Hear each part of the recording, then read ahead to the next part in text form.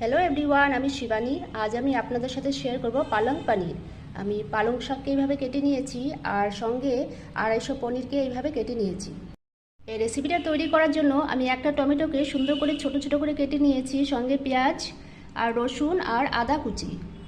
সবার প্রথমে আমি কড়াইতে জল বসিয়ে জলটা গরম করে নিয়েছি। এখানে আমি দিয়ে দিলাম হালকা নুন আর দিয়ে দিলাম কয়েকটা কাজু বাদাম, আর এখানে দিয়ে দিচ্ছি পালং শাকগুলো। আমি একটু সেদ্ধ করে নেব। পালং পাতাগুলো সেদ্ধ হয়ে গেছে, আমি এখন জলের থেকে তুলে নিচ্ছি। আমি পালং শাকগুলোকে ঠান্ডা জলের মধ্যে ঢেলে দিলাম,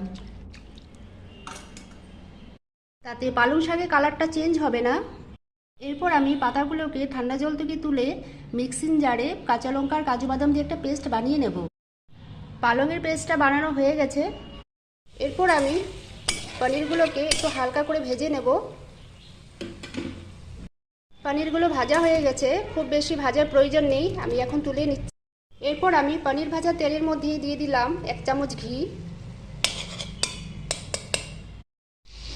আর দিয়ে দিচ্ছি গোটা জিরে আর সঙ্গে রসুন কুচি। আমি ভালো করে ভেজে নেব। রসুনটা খুব সুন্দর করে ভাজা হয়ে গেছে। এর মধ্যে আমি এখন দিয়ে দিলাম আদা পেস্ট, ভালো করে নাড়াচাড়া করে নেব। রসুনটা ভাজা হয়ে গেছে, এর মধ্যে আমি দিয়ে দিলাম পেঁয়াজ কুচি,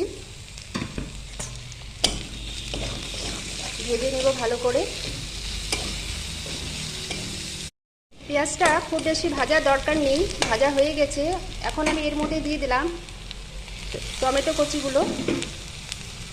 এখানে দিয়ে দিলাম স্বাদ মতো নুন আর হলুদের গুঁড়ো,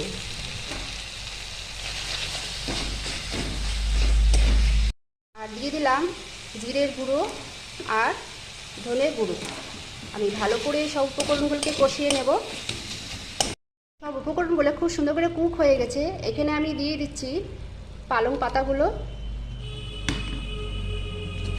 ভালো করে নাড়াচাড়া করে নিচ্ছি। এর মধ্যে আমি পনিরগুলো দিয়ে দিয়েছি, একটু ভালো করে নাড়াচাড়া করে নেব।